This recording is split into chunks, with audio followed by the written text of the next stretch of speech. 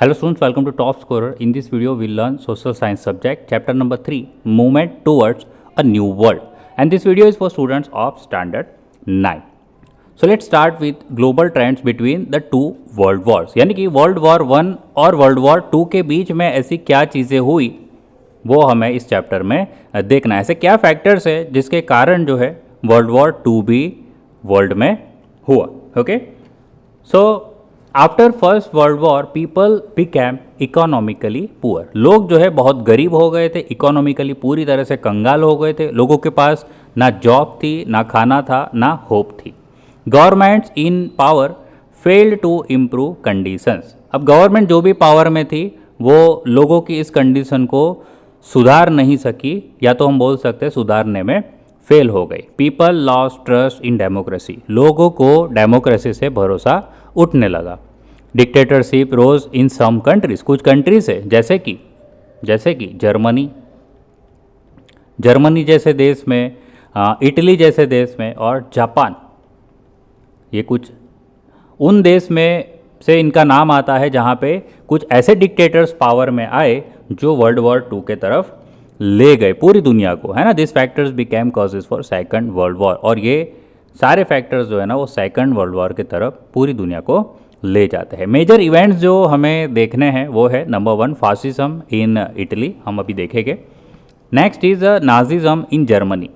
Third one is militarism in Japan and fourth one is global depression जो हुआ था 1929 से लेके 1932. ओके, फासिज्म इन इटली देखने वाले हम, नाजिज्म इन जर्मनी देखने वाले हैं, जापान का मिलिट्रिज्म और global depression. Okay, global depression यानी कि जो शेयर मार्केट क्रैश हुआ था, लोगों ने बहुत ही एक साथ जो पैनिक सेलिंग किया था वो इन 3 सालों में जो हमें देखने मिला, और सभी कंट्री की जो इकोनॉमी है बहुत ही बुरी तरह से अफेक्ट हुई थी. ये सभी हम देखने वाले हैं. So let's start with the fascism in Italy.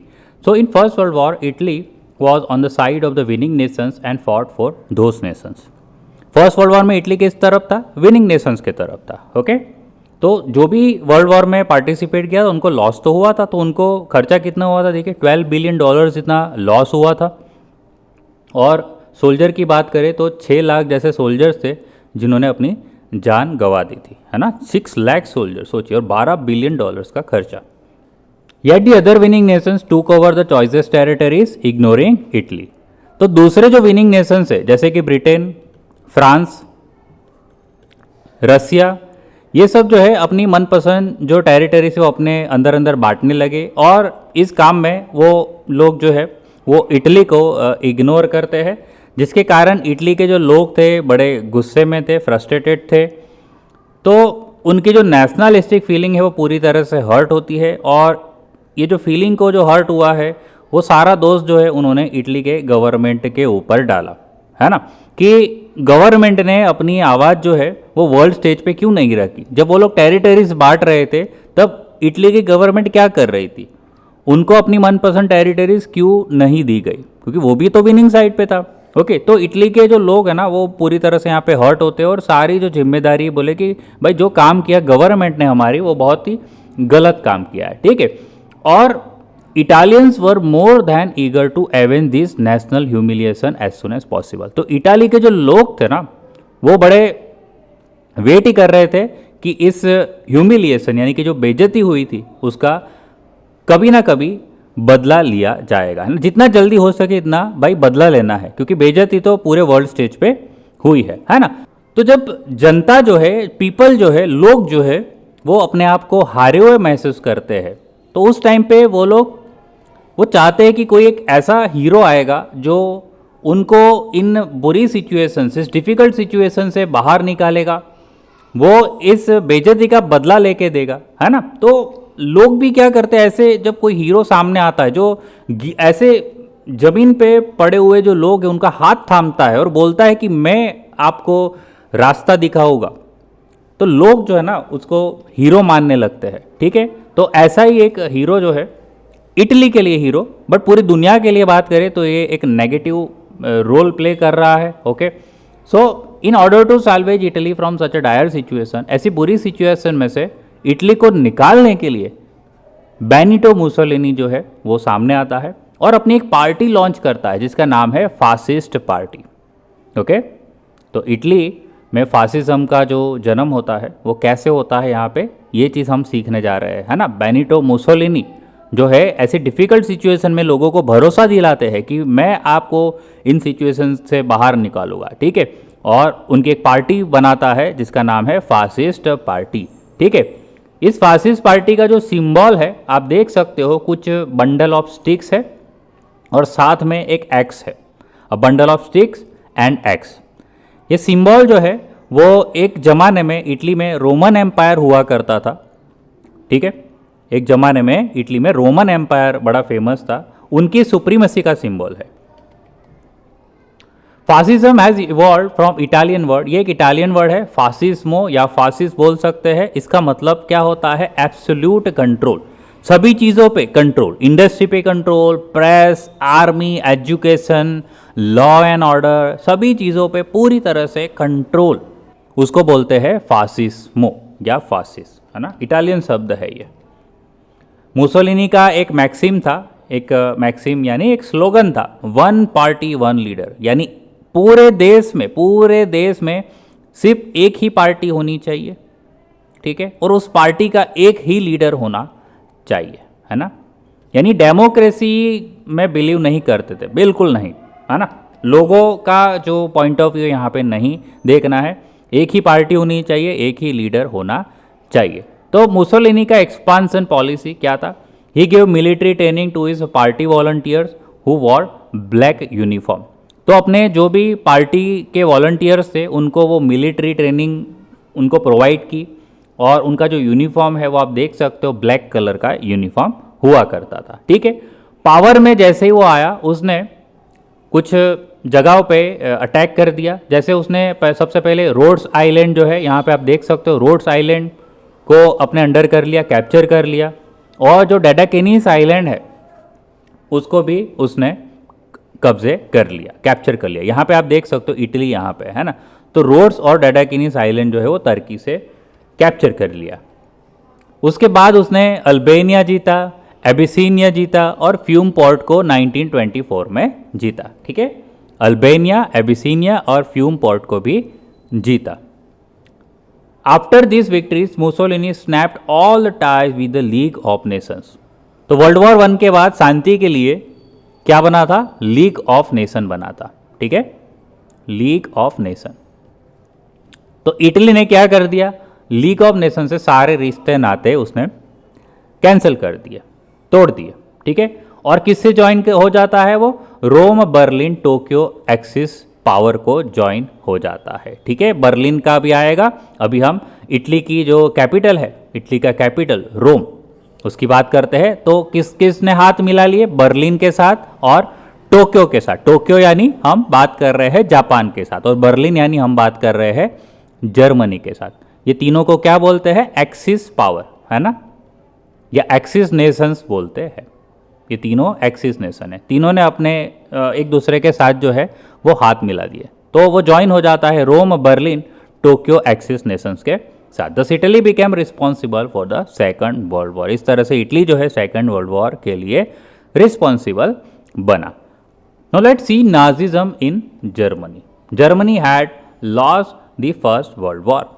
Germany जो है फर्स्ट वर्ल्ड वॉर हार चुका था। इट वॉज इकोनॉमिकली रून्ड, पूरी तरह से इकोनॉमिकली बर्बाद हो चुका था। वहाँ पे ना जॉब थी ना खाना था। पेरिस पीस प्रोसेस जो हुआ था had compelled Germany to sign treaty of Versailles. तो पेरिस पीस कॉन्फ्रेंस हुआ था जिसके कारण जर्मनी को एक ट्रीटी साइन करनी पड़ी थी, जिसको हमने आगे के चैप्टर में देखा था, ट्रीटी ऑफ वर्साई। ओके, आप जर्मनी के लिए जर्मनी की भाषा में बात कर सकते हैं, जैसे कि इसको हम ट्रीटी ऑफ बेइज्जती भी बोल सकते हैं, है ना, क्योंकि इसमें जर्मनी का बहुत ज़्यादा ह्यूमिलिएशन हुआ था। Okay, Germany were extremely angry with this unjust treaty. इस ट्रीटी से जर्मनी और जर्मनी के जो लोग थे वो बड़े नाराज थे, बड़े गुस्से में थे। तो ऐसे टाइम जैसे इटली में बेनिटो मुसोलिनी पावर में आता है, लोगों का भरोसा जीतता है, हारे हुए लोगों का। सिमिलरली यहाँ पे भी बदला, लोगों के अंदर को गुस्सा है, आग है, जो बदला लेने का जो फीलिंग है। और ऐसे टाइम पे यहाँ पे भी एक हीरो सामने आता है, एडोल्फ हिटलर। तो एडोल्फ हिटलर जो है वो national socialist German workers party में ज्वाइन होता है। कि कहाँ काम कर रहा होता है? National socialist German workers party 1919 में यहाँ पे काम कर रहा होता है, उसको ज्वाइन करता है। और फाइनली ये जो पार्टी है उसको क्या बोलते हैं? नाजी पार्टी बोलते हैं। This party came to be known as Nazi party. Nazi philosophy included nationalism and socialism. ये किस में बिलीव करते थे नाजी लोग? नेशनलिज्म में। नेशनलिज्म का मतलब कि भाई हमारा देश महान देश है और हमारा देश रूल करने के लिए बना है। ये सब जो फिलोसॉफी इस पार्टी की थी। सोशलिज्म यानी ऐसी गवर्नमेंट जो लोगों के लिए काम करती है, ठीक है, लोगों को सबसे पहले ऊपर रखती है, ना कि प्रॉफिट पे, ठीक है, प्रॉफिट पे फोकस कम करती है, लोगों पे फोकस ज़्यादा करती है। अब हिटलर का राइज कैसे होता है वो सब भी देख लेते हैं। तो after death of German president Hindenburg, Hitler assume the post and establish his dictatorial rule. अब ऐसे टाइम पे क्या होता है? हिंडनबर्ग जो जर्मनी के प्रेसिडेंट होते हैं उनकी मौत हो जाती है और जो है इस पोस्ट पे कौन आ जाता है? हिटलर आ जाता है। और वहाँ से हिटलर का जो डिक्टेटोरियल रूल स्टार्ट हो जाता है। डिक्टेटोरियल मतलब ऐसा डिक्टेटरशिप का मतलब ऑथोरिटेरियन, यानी कि वो जो बोले पूरे जर्मनी में वैसा ही होना चाहिए। उसको पूछे बिना एक पत्ता भी हिलना नहीं चाहिए जर्मनी के अंदर, है ना। उसको बोलते हैं डिक्टेटोरियलशिप। मीडिया को क्या बोलना है, प्रेस में क्या खबर छापनी है, लोगों को क्या करना है, लोगों को कौन सा काम करना है, लोगों को आर्मी ज्वाइन करनी पड़ेगी या दूसरे काम कर सकते, ये सारी चीज़ जो है भाई हिटलर डिसाइड करता था, ठीक है। साइंस में क्या एक्सपेरिमेंट कर रहे हैं, बॉम्ब कौन से बनाने, हथियार क्या करने हैं, सब कुछ इसको पूछ के, किस पे अटैक करना है, किस पे अटैक नहीं करना है, किससे दोस्ती करनी, किससे दोस्ती नहीं करनी, everything is decided by Hitler, है ना। इसको बोलते हैं डिक्टेटोरियल शिप, ठीक है। ही अडॉप्टेड स्टर्न एंड एग्रेसिव। उसकी पॉलिसी कैसी थी? बड़ी स्ट्रिक्ट थी और एग्रेसिव थी। एग्रेसिव मतलब वॉर की पॉलिसी। सिंपल बात में हम समझे इसको तो वॉर की पॉलिसी कि भाई सिंपल है, अटैक करो, बात खत्म, है ना। He led German towards the narrow nationalism, है ना। इसकी जो नेशनलिज्म थी वो कैसी थी? नैरो थी। मतलब जर्मनी महान है तब तक ठीक है, जर्मनी ही महान है, जर्मन ही एक ऐसा देश है, ये जो लोग हैं वो प्योर है, प्योर इन द सेंस वो जो प्योर ब्रीड के, उनकी जो नस्ल है, जात है, वो बड़ी प्योर है। बाकी सब की जो नस्ल है वो इम्प्योर ब्लड है ना, एक तरह से ऐसी उनकी सोच थी। जर्मन्स जो है, क्योंकि मैंने आगे भी बताया आपको कि जब मुसीबत में कोई अपना हाथ थामता है तो वो हमारे लिए हीरो होता है। तो हिटलर भी जर्मन लोगों के लिए क्या था? एक हीरो था, एक फरर, उसको फरर बोलते थे। फरर का मतलब क्या होता है? सेवियर, जान बचाने वाला, है ना। यानी कि सिंपल लैंग्वेज में हम हीरो की बात कर रहे हैं, ओके। सो जर्मन्स के लिए हिटलर कौन था? एक फरर था। लोग क्या बोलते थे? उसको फरर बोलते थे, है ना। नाजी सोल्जर्स के यूनिफॉर्म की बात करें तो ब्लू कलर का उनका मिलिट्री का यूनिफॉर्म था। उसके ऊपर आप देखोगे तो रेड कलर की स्ट्रिप थी शोल्डर पे, और हाथों में एक बैंड था जहाँ पे स्वस्तिक का आपको सिंबल दिखेगा, ठीक है। सो ब्लू कलर का यूनिफॉर्म, शोल्डर पे रेड स्ट्रिप और स्वस्तिक का symbol. Hitler's authoritarian and militarist nature became obvious after coming to power. जैसे ही वो पावर में आता है तुरंत हमें इसके सारे इरादे जो है, उसके सारे गोल, एम सब दिख जाते हैं, है ना। उसका ऑथोरिटेरियन वाला नेचर यानी डिक्टेटरशिप वाला नेचर, मिलिट्रिस्ट जो अप्रोच है, मिलिट्री है ना, कुछ भी उसे हासिल करना है भाई मिलिट्री पावर से हासिल करना है, तो ये नेचर तुरंत ऑब्वियस हो जाता है, सबको पता चल ही जाता है। His main aim was the emergence of Germany as a major power. उसको पूरी दुनिया में जर्मनी को क्या बनाना था? मेजर पावर बनाना था, सुप्रीम बनाना था, ठीक है। दूसरे तरफ जो एक डार्क साइड है वो हम बात कर रहे हैं Holocaust and the second world war. तो the name of purification of the German race, in the name of purification of German race, his policies were targeted exterminating Jews, gypsies and mentally challenged people.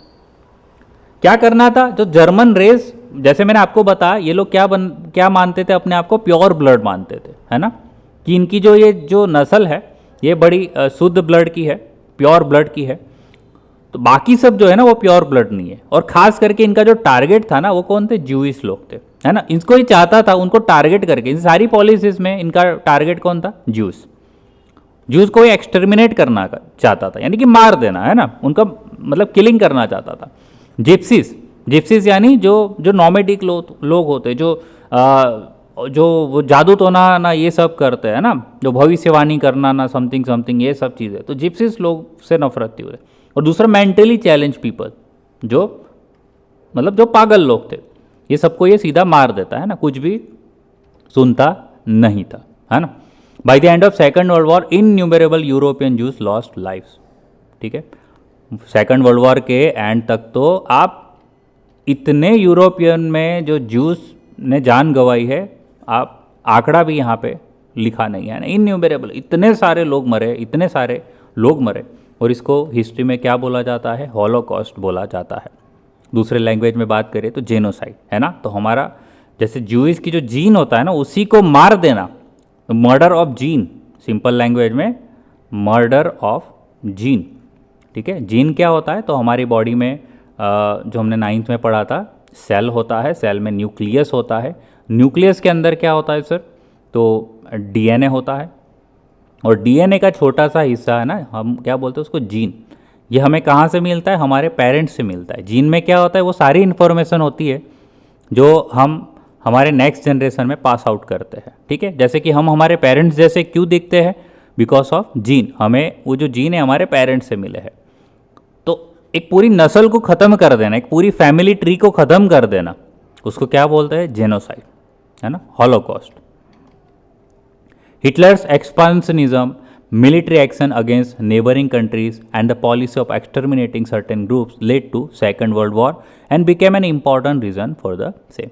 तो Hitler का कौन सा policy था? एक्सपांशनिज्म का। कैसे? Military action लेके आजू बाजू की सारी कंट्री को वो जीतना चाहता था।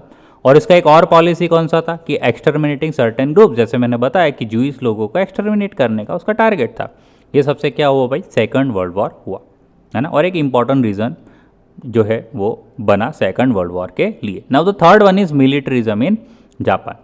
अब according to treaty of Versailles, Japan did not get the benefit of provinces of China as expected. अब जापान क्या उम्मीद लगाए बैठा था ट्रीटी ऑफ वर्साइल में? कि भाई उसको एटलीस्ट चाइना के कुछ हिस्से मिल जाए थे ना, जो जीते थे उसने। बट ऐसा कुछ भी नहीं हुआ, है ना। उसको जो है जापान को कोई बेनिफिट नहीं होता है, उसको चाइना के कोई प्रोविंसेस मिलते नहीं है, जैसा वो एक्सपेक्ट करके बैठा था ट्रीटी ऑफ वर्साइल में। ओके, इंग्लैंड और फ्रांस जो है वो डिस्ट्रीब्यूट कर देते हैं many reasons of Germany between them. England France जैसे देश है, जर्मनी अपने आप में बांट देते हैं, है ना। कुछ हिस्सा इंग्लैंड रखता है, कुछ हिस्सा जैसे ये इंग्लैंड रखता है, कुछ हिस्सा फ्रांस ले लेता है, कुछ हिस्सा जर्मनी रखता है, और इस तरफ का जो हिस्सा है वो रसिया रख लेता है ना। अब जापान का नाम नहीं है। Japan was quite displace with this, और जापान इससे नाखुश था। तो क्या होता है? इन 21-22 वॉशिंगटन मीट होता है। दूसरा कि Japan had to agree to have only 35% of English and American naval force. तो 1921-22 में जब वॉशिंगटन में मीटिंग होती है, तो जापान से इन लोग ने क्या एग्रीमेंट करवाया? कि भाई जापान जो है ना, वो सिर्फ और सिर्फ नेवी जो है 35% ही रख सकता है, जबकि यूएसए जितनी चाहे उतनी रख सकता है। मतलब फॉर एग्जांपल, अगर यूएसए 100 शिप रखता है तो जापान को 35 शिप रखने की परमिशन है। अगर यूएस अपने 200 शिप रखता है, यूएस कितनी 200 शिप रखता है, तो 100 पे 35 यानी 200 पे 70, तो 70 शिप्स ही रख सकता है। जितनी ये करेगा उसका 35%, जितना ब्रिटेन रखेगा उसका 35%, है ना। मतलब मैक्सिमम ऑफ 2, और ऑब्वियसली यूएसए के पास सबसे ज़्यादा, तो उसके 35% आप मान सकते हो कैलकुलेशन के हिसाब से। ठीक है, तो ये सब हुआ जापान के साथ। Japan also had to vacate the island of Sakhalin and Siberia. Siberia के कुछ आइलैंड जो है, सैखलिन के कुछ आइलैंड है, वो उससे खाली करवाए गए। Japan youth was angry at this. Japan के जो यूथ थे वो बहुत ही गुस्सा थे, क्योंकि उनको फील हो रहा था कि भाई हमारे साथ क्या हुआ है, इंजस्टिस हुआ है। And during this time there were election in Japan, और उस टाइम पे क्या हो जाता है, जापान में इलेक्शन हो जाते हैं। और जो पार्टी आती है, मेजोरिटी से पार्टी जो जीतती है जापान में, वो किसको सपोर्ट करने वाली होती है? मिलिटरिज्म को सपोर्ट करने वाली होती है। उनका नेचर कैसा होता है? मिलिटरिज्म का नेचर होता है। ठीक है, तो military nationalism of Japan adopted the policy of expansionism. और जैसे ही ये पार्टी जो पावर में आती है, उसने कौन सी पॉलिसी अपनाई? एक्सपांशनिज्म की पॉलिसी अपनाई। एक्सपांशनिज्म मतलब दूसरे देश को अटैक करके अपने एरिया को बढ़ाना। ठीक है, expansionism. Japan did not get a permanent place in the League of Nation. दूसरा एक चीज़ क्या हुई कि जापान को लीग ऑफ नेशन में जगह तो मिली बट उसकी जगह को परमानेंट नहीं रखा था लीग ऑफ नेशन में, ठीक है। The western countries could not stop the imperialist activities of Japan. और दूसरा, जापान ने पावर में, जो मैंने बोला कि मिलिट्रिज्म वाली जो सरकार आई थी, उन्होंने जो मिलिट्रिज्म एक्टिविटीज़ जो भी करनी स्टार्ट कर दी, इम्पेरियलिस्टिक जो भी एक्टिविटी स्टार्ट कर दी थी, है ना। इम्पेरियलिस्टिक एक्टिविटीज़ का मतलब भाई अटैक करने का एक्टिविटी।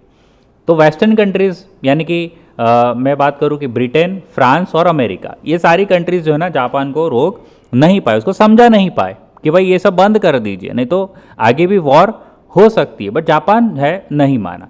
जापान ने मंचूरिया कैप्चर कर लिया, ओके, और वहाँ पे अपनी गवर्नमेंट बनानी स्टार्ट कर दी, है ना। ये चाइना का एक हिस्सा है मंचूरिया, उसको कैप्चर कर लिया और वहाँ पे गवर्नमेंट बनाई। कौन सी गवर्नमेंट? मंचूक्यो गवर्नमेंट जो है वो एस्टैब्लिश की। उसने दूसरा क्या क्या देखे, कोरिया कैप्चर कर लिया, मंगोलिया कैप्चर कर लिया। यहाँ पे आप देख सकते हो कोरिया कैप्चर किया, मंगोलिया का कुछ हिस्सा कैप्चर किया, सेंटंग का कुछ हिस्सा कैप्चर किया और चाइना का भी कुछ प्रोविंसेस उसने कैप्चर करना स्टार्ट कर दिया, ठीक है। दूसरा कि उसने अपने रिलेशन जर्मनी और इटली के साथ अच्छे कर लिए। It improved it's relation with Germany and Italy. It let lose its string of imperialism. और इम्पेरियलिज्म यानी अटैक करने का जो पॉलिसी था उसको पूरी तरह से उन्होंने अपना दिया। उसकी जो रस्सी थी उसको एकदम ढीली छोड़ दी, यानी कि ये काम उन्होंने जोरों शोरों से स्टार्ट कर दिया, कहने का अर्थ ये है, okay. After emperor Meiji, emperor Hirohito also encourage this activities of Japan. तो उसके पहले जो मीजी था, एम्पेरर मीजी था, वो रूल करता था, बट उसके बाद जो एक हिरोहिटो है एम्पेरर, वो आए, तो उन्होंने भी यही एक्टिविटीज, इंपेरियलिज्म की एक्टिविटी ही एनकरेज की, है ना। Japan was following the path of militarism और expansionism under the encouragement of the emperor Hirohito. Thus Japan snapped all ties with the League of Nation. और दूसरे कंट्री पर अटैक है। लीग ऑफ नेशन में क्या था? लीग ऑफ नेशन ने बोला हुआ था clear cut, league of nation ने ये बोला था कि आप कोई दूसरे देश से अटैक नहीं कर सकते। अगर दूसरे देश से के साथ आपकी कोई अनबन है तो उसको शांति से पीसफुली सॉल्व करना है। तो जापान ने क्या कर दिया भाई, लीग ऑफ नेशन से ही सारे रिश्ते तोड़ दिए, है ना। लीग ऑफ नेशन से जापान विड्रॉ कर लेता है, क्योंकि एक चीज़ की वेस्टर्न कंट्रीज़ का एटीट्यूड है जापान को पसंद नहीं आता, है ना। तो वो वहाँ से निकल जाता है कि भाई हमें तुम्हारे साथ नहीं रहना है ना। And number 4 is global depression 1929-32। The heads of the most European nations had the belief that with the end of First World War, even the post-war problems of the world will come to an end. दुनिया भर के जो Europe के जो Nations के head थे, उनका क्या मानना था कि भाई जैसे ही फर्स्ट वर्ल्ड वॉर ख़त्म हो जाएगी तो पोस्ट वॉर की प्रॉब्लम, मतलब वॉर के बाद की प्रॉब्लम्स जो है ना वो तो आने वाली है, पोस्ट वॉर प्रॉब्लम्स तो आने वाली है। वॉर के बाद तो प्रॉब्लम आती है हर एक देश में, बट उनका ये मानना था कि जल्द से जल्द ये खत्म हो जाएगा, है ना, ज़्यादा टाइम नहीं लगेगा, 1 साल 2 साल 5 साल। बट यहाँ पे ये लोग गलत साबित हुए, but this proved wrong. Suddenly क्या होता है, large number of shares begin to be sold in the Wall Street stock market. जैसे हमारे यहाँ पे बॉम्बे एक्सचेंज है ना इंडिया में, जो हम सेंसेक्स बोलते हैं, तो वहाँ पे क्या है, स्टॉक मार्केट का नाम क्या है, wall Street stock market.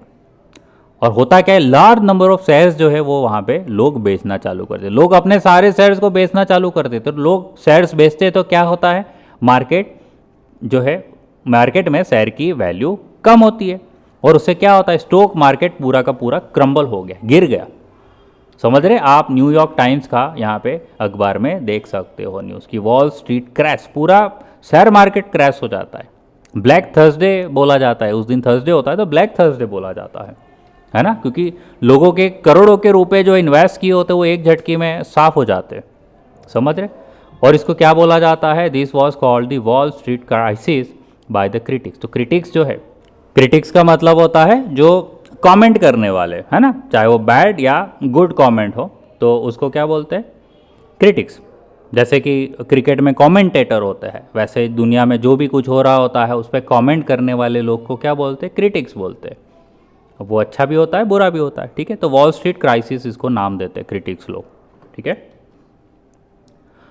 Effects of the Wall Street crisis, this crisis shook the whole world, इसने पूरी दुनिया को हिला दिया, पूरी दुनिया को पैनिक में ला दिया, सब लोग डर गए। It shattered the economic conditions of the nation, सभी देश की इकोनॉमिक कंडीशन को सैटर्ड कर दिया, टुकड़े टुकड़े कर दिया, सारी फैक्ट्री बंद होने लगी, कोई काम नहीं, कोई पैसा नहीं। ओके, द ग्लोबल डिप्रेशन होने लगा उससे, it gave birth to the great global depression, पूरी दुनिया में एक तरह से ग्लोबल डिप्रेशन की असर देखने मिली। Most of the nations of the world were affected, मतलब दुनिया में ऐसे कोई देश है इस असर से नहीं बचे, है ना, सभी देश में इसकी इफेक्ट हुई। ठीक है, even a super power like Great Britain had to sacrifice its policy of keeping gold reserve against its currency pound. तो इसको एक्सप्लेन करना चाहूँगा मैं। तो मान लीजिए कि ब्रिटेन में जितना भी गोल्ड रिजर्व है, उनके पास जितना भी गोल्ड रिजर्व है, ब्रिटेन जो है ना उतने ही पाउंड की नोट जो है वो छाप सकता है, समझ रहे, उतने ही पाउंड का नोट छाप सकता है। अब इससे क्या होने लगा कि चीज़ों के भाव, महंगाई है ना इतनी ज़्यादा बढ़ गई कि ये चीज़ है ना कंट्रोल, एक तो ये लोग नोट इतने अनलिमिटेड छापने लगे जो कर नहीं सकते क्योंकि गोल्ड रिजर्व पे उनका स्टैंडर्ड था। तो इन्होंने ये जो पॉलिसी थी ना कि gold reserve against it's pound, ये पॉलिसी को छोड़ दिया। ठीक है, कि आज से क्या होगा कि कितना गोल्ड है उससे अपनी करेंसी को डिसाइड नहीं करेंगे, है ना, इस करेंसी को उसको फ्री कर दिया, है ना। तो उन्होंने ज़्यादा से ज़्यादा नोट छापी, जिससे क्या हुआ कि जो लोग हैं वो ज़्यादा चीज़ें खरीदने लगे, ज़्यादा प्रोडक्शन होने लगा और इस मुसीबत से बाहर निकलने लगे। ठीक है, तो ब्रिटेन को क्या करना पड़ा, वो जो गोल्ड स्टैंडर्ड उन्होंने बनाया था पाउंड के अगेंस्ट, वो सैक्रिफाइस कर दिया, वो पॉलिसी जो है यहाँ पे उन्होंने बंद कर दिया ना। The pound no longer backed by gold reserve, मतलब कि जितना गोल्ड रिजर्व उतना पाउंड, ये जो पॉलिसी थी ना वो कैंसिल हो गई। ठीक है, अब गोल्ड पे डिपेंड नहीं करता कि उनके खजाने में कितना गोल्ड है तो उतने ही नोट हो गए मार्केट में, ऐसा नहीं है। अनलिमिटेड नोट, मतलब एक तरह से एक लिमिट से ज़्यादा, अनलिमिटेड तो नहीं बोल सकता मैं, बट एक लिमिट से ज़्यादा जो नोट है वो छाप सकता है लोगों के लिए। ठीक है, और जितना प्रोडक्शन होगा उस हिसाब से फिर वो लोग नोट छापेंगे, है ना। अनलिमिटेड भी नहीं छाप सकते, नहीं तो वो भी जो है उससे भी क्राइसिस हो सकता है। तो इससे क्या अफेक्ट हुआ, other nations of the world affect होने लगे, इंटरनेशनल ट्रेड अफेक्ट हुआ, इंडस्ट्री अफेक्ट होने लगी, है ना, पूरी दुनिया पे असर देगा, पूरी दुनिया के ट्रेड पे, पूरी दुनिया की इंडस्ट्री पे इसका असर दिखा, सभी देशों पे असर दिखा। Prosperous nations like America also had to impose strict measures, America जैसा जो अमीर देश था उसे भी कुछ ऐसे कड़क कदम जो है, स्ट्रिक्ट कदम जो है वो उठाने पड़े, है ना। जैसे कि कुछ अनएम्प्लॉयड लोगों को रिलीफ देना, इंडस्ट्री और बैंक्स को की रिकवरी करना, प्रोडक्शन और प्राइस को कंट्रोल करना, पब्लिक वर्क एम्प्लॉयमेंट स्कीम्स लेके आना। तो ये सब अमेरिका को कुछ ऐसे स्टेप्स लेने पड़े क्योंकि पूरी दुनिया जो है एक तरह से डिप्रेशन में जा चुकी थी, है ना। Economic depression, not a mental depression. Global trade was reduce half, तो पूरी दुनिया का जो ट्रेड था वो घट के आधा हो गया, समझ रहे, global trade was reduce to half. Now let's move to the next topic, factors of world war two, है ना, most IMP question, factors of world war two. तो पहले कौन से फैक्टर देख लेते, फिर डिटेल में हम देखने वाले। Fierce nationalism, groupism, militarism, failure of League of Nations, treaty of Versailles, imperialistic ambition of Adolf Hitler, German attack on Poland, यानी कि इमीडिएट कॉज। ओके, तो 7 फैक्टर्स है जो हम वन बाय वन देखने वाले हैं। Okay, fierce nationalism, groupism, militarism, failure of League of Nation, treaty of Versailles, imperialistic ambition of Adolf Hitler and German attack on Poland. Okay, now first one is fierce nationalism. First world war के बाद क्या होता है, fears nationalism develop होती है। कौन से देशों में, जर्मनी, जापान, इटली, है ना, जो मैंने आपको पहले भी बताया था, आप ये 3 देश याद रख लेना, है ना, एक्सिस नेशन। तो जर्मनी, जापान, इटली में क्या होता है, फर्स्ट वर्ल्ड वॉर के बाद फियर्स नेशनलिज्म डेवलप होती है। फियर्स नेशनलिज्म का मतलब अपने देश को कुछ ज़्यादा ही इंपॉर्टेंस देना और बाकी देश की नीड को, लोगों को निग्लेक्ट करना। ठीक है, जर्मन जो है could not forget and overcome the treaty of Versailles. Germany के लोग जो है ना ट्रीटी ऑफ वर्साइल को भूल नहीं सके, क्योंकि ट्रीटी ऑफ वर्साइल में ऐसी टर्म्स एंड कंडीशंस जो है वो उनको एक्सेप्ट करनी पड़ी थी मजबूरन, तो फोर्सफुली ये सब काम हुआ था, इसलिए इस ह्यूमिलिएशन को जर्मनी के लोग कभी भी भूल नहीं पाए। वो चाहते थे जल्द से जल्द इसका बदला लिया जाए।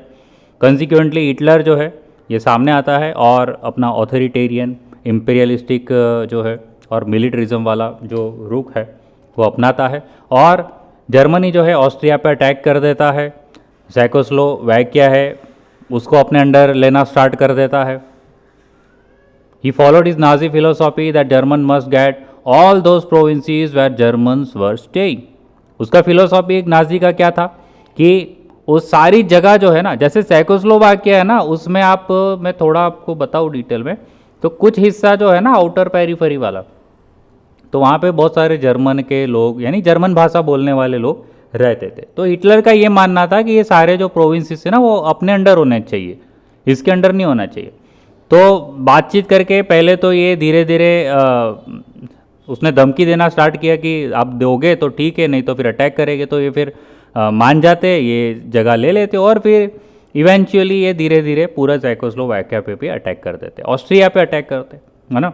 उसका मानना था, नाजी का फिलोसॉफी क्या था कि उनको सारे ऐसे प्रोविंसेस जो है जर्मन के नाम पे होने चाहिए, जर्मनी के अंडर होने चाहिए, जहाँ पे जर्मन भाषा बोलने वाले लोग रहते हैं या जर्मन के लोग रहते हैं। ठीक है, ऐसा हिटलर का भी मानना था और नाजी फिलोसॉफी भी थी। Italy could not forget that it was ignored in treaty of Versailles. Treaty of Versailles में एक और देश की बेइज्जती हुई थी, इटली की, है ना। इटली जो है वो भूल नहीं पाया कि किस तरह से इटली को इग्नोर किया गया ट्रीटी ऑफ वर्साइल में। Under the leadership of fascist party Benito Mussolini started is fierce nationalism and adopted imperialistic policy. तो फासिस्ट पार्टी है ना, किसके लीडरशिप के अंडर? मुसोलिनी। उसने भी वही चीज़ की जो हिटलर ने की थी, है ना। इसका भी fierce nationalism, imperialistic policy, okay.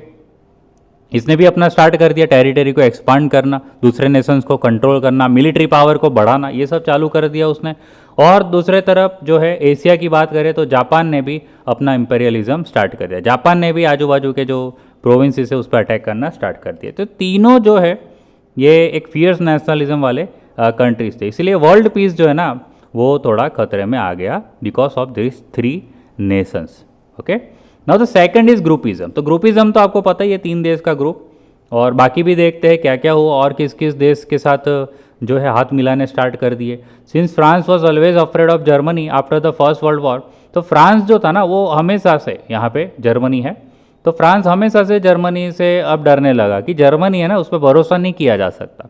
तो फ्रांस ने क्या कर दिया, बेल्जियम, पोलैंड, रोमानिया और चेकोस्लोवाकिया पे जो है उनके साथ दोस्ती करनी स्टार्ट कर दी, है ना, ट्रीटी साइन करनी स्टार्ट कर दी, ओके।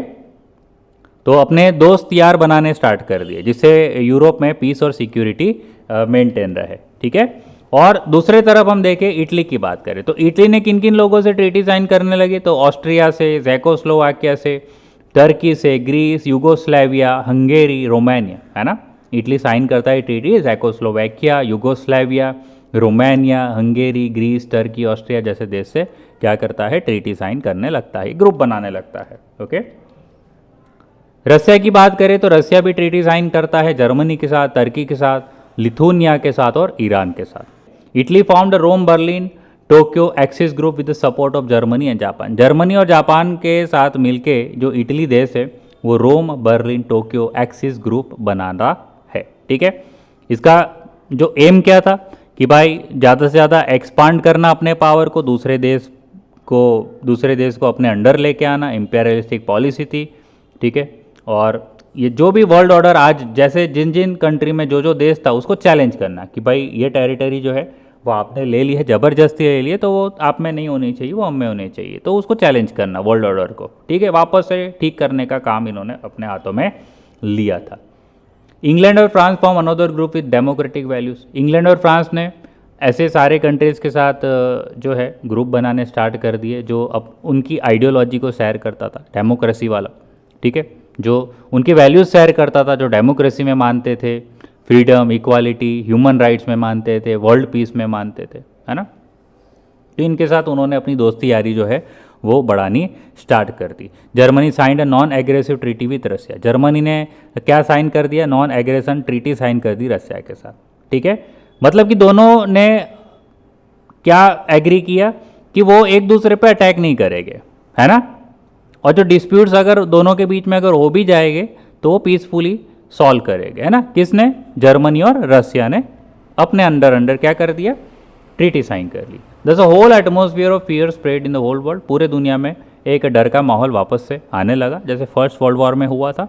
और इसके कारण जो है वर्ल्ड वॉर 2 को इम्पेटस मिला, यानी हवा मिली कि वर्ल्ड वॉर 2 के तरफ पूरा दुनिया अब है वो जाने, पूरी दुनिया जो है जाने लगी, है ना। इंटरनेशनल टेंशन होने लगा और डर लगने लगा कि कभी भी वर्ल्ड वॉर 2 जो है वो हो सकता है। Now third is a militarism, okay. On one side efforts were being made to maintain peace after the first world war. First world war हुआ, उसके बाद हर एक प्रयास किए गए, हर एक एफर्ट किए गए, हर एक कोशिश की गई कि पूरे दुनिया में पीस बनी रहे, सिक्योरिटी बनी रहे, ठीक है। बट दूसरे तरफ यूरोपियन नेशंस जो थे वो एक दूसरे से कंपटीशन करने लगे कि किसके साथ ज़्यादा हथियार है, किसके साथ ज़्यादा एम्यूनिशंस है, किसके साथ ज़्यादा सोल्जर्स है, गन्स है, टैंक्स है, मिसाइल्स है ना, कैनन्स है। तो ये सब चीज़ें की कंपटीशन में सारे देश लग गए। ब्रिटेन अपने एम्यूनिशंस बढ़ाने लगा, फ्रांस बढ़ाने लगा, रसिया है, जापान है, सब लोग जो है अपने देश में ये सारे एम्यूनिशंस की वेपन्स जो है वो बढ़ाने लगा। The production of more and more weapons increase in European Nations. ज़्यादा से ज़्यादा वेपन बनाने की रेस में सारे यूरोपियन नेशंस जो है वो लग जाते हैं, ठीक है। War weapons better than the other were being manufactured. सब लोग ऐसे वेपन्स बनाने की कोशिश कर रहे हैं कि दूसरे देश से ज़्यादा हो, ऐसी ऐसी टैंक्स बनाने की कोशिश करते हैं, एयरक्राफ्ट बनाने की कोशिश करते हैं, आर्टिलरीज देख सकते हो आप फोटो में, मॉडर्न वॉरशिप बनाते हैं, सबमरीन्स बनाते हैं, डेडली सबमरीन्स जो पानी के अंदर चलती है। ये सारे वेपन्स जो है वो हर एक देश से बेटर करने की कोशिश करते हैं कि हमारे वेपन जो है दूसरे देश से बेटर होने चाहिए, है ना। Some nations like Russia and Germany began compulsory military training. कुछ देश है जैसे कि रसिया ने, जर्मनी ने क्या कर दिया अपने देश में कंपल्सरी मिलिट्री ट्रेनिंग लागू कर दी, ठीक है। All Nations begin inducing more man into, सभी देश जो है अपनी नेवी में सोल्जर्स की संख्या बढ़ाने लगे, एयरफोर्स में और आर्मी में भी सोल्जर की संख्या बढ़ाने लगे, ज़्यादा से ज़्यादा रिक्रूटमेंट यहाँ पे होने लगा। In east Japan increase military force. दूसरे तरफ ईस्ट की बात करें तो जापान ने भी अपने मिलिट्री फोर्स को बढ़ाने लगा। उसने भी साथ साथ मिलिट्री की ताकत से मंचूरिया, चाइना में इन्वेट किया, अपनी आर्मी नेवी एयरफोर्स को स्ट्रॉन्ग किया और अपना जो एशिया में डोमिनेशन है जो है वो स्ट्रॉन्ग किया। Finally the world war 2 had been declared when even England and France tried to equip themselves with war weapon, है ना। जब तक तो इंग्लैंड और फ्रांस अपने आप को हथियार से अभी इक्विप ही कर रहे थे, यानी अभी तो हथियार बन ही रहे थे उनकी फैक्ट्री में, शिप, टैंक्स, एयरक्राफ्ट ये सब बन ही रहे थे नए नए। और तब तक तो भाई वर्ल्ड वॉर 2 डिक्लेयर भी हो गया, है ना, जर्मनी के तरफ से वहाँ से वॉर डिक्लेयर हो गई, है ना। Now fourth one is failure of the League of Nations. In order to establish peace after the first world war the League of Nation was form. आपको भी पता है कि लीग ऑफ नेशंस क्यों फॉर्म हुआ था, कि वर्ल्ड वॉर 1 के बाद सभी देश जो है आपस में शांति बनाए रखे, इसीलिए लीग ऑफ नेशंस जो है वो एस्टैब्लिश हुआ था। But neither could it become a supreme organization. तो एक तो ना वो सुप्रीम ऑर्गेनाइजेशन बन सका having sovereignty over the other nations of the world, और दूसरे देश पे सोवरेनिटी हासिल कर पाया, मतलब ये एक से सुप्रीम लीडर नहीं बन पाया। लीग ऑफ नेशन सभी देश का एक बॉस जो बनना था उसे, बट ये काम जो है वो नहीं कर सका। ना तो it have its own army, ना तो उसके पास खुद की आर्मी थी to make the nations follow its principles, कि बाकी देश को आप कैसे फोर्स करोगे, है ना।